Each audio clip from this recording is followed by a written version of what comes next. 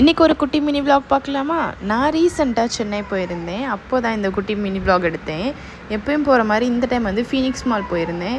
அப்போ வந்து இந்த மாதிரி டிசைன்ஸ் இருந்தது. எங்கள் அம்மா வந்து என்ன பாப்பா இவ்வளோ வாட்டர் பாட்டிலாம் வச்சுருக்காங்கன்னு சொல்லிட்டு இருந்தாங்க.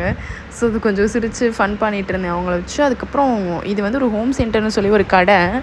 செம்ம சூப்பராக க்யூட்டாக நிறையா விஷயம் வச்சுருந்தாங்க. நிறையா திங்ஸ் நம்ம வீட்டுக்கு தேவையானது. ஸோ பார்த்து வச்சுருக்கிறேன். நம்ம பின்னாடி வீடு கட்டணும் அப்படின்னா இங்கே தான் வந்து வாங்கணும் திங்ஸ்லாம் அப்படின்னு சொல்லிட்டு பேசிகிட்டு இருந்தோம்.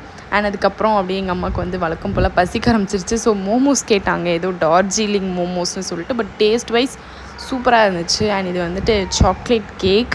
காலையிலேருந்து நான் ட்ரெயினில் போகிறப்போ ஒரு குட்டி பாப்பா சாப்பிட்டுச்சு. ஸோ அதுலேருந்து எனக்கு ரொம்ப டெம்டிங்காக இருந்துச்சு.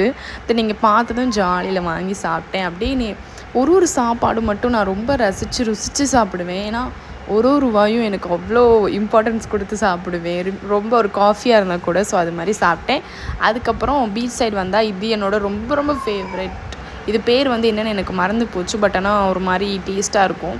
தென் அவ்வளோ தூரம் போயிட்டு நம்ம பீச் வீடியோ எடுக்காட்டி எப்படி? ஸோ பீச்லாம் வீடியோ எடுத்துகிட்டு ரொம்ப க்யூட்டாக இருந்துச்சு.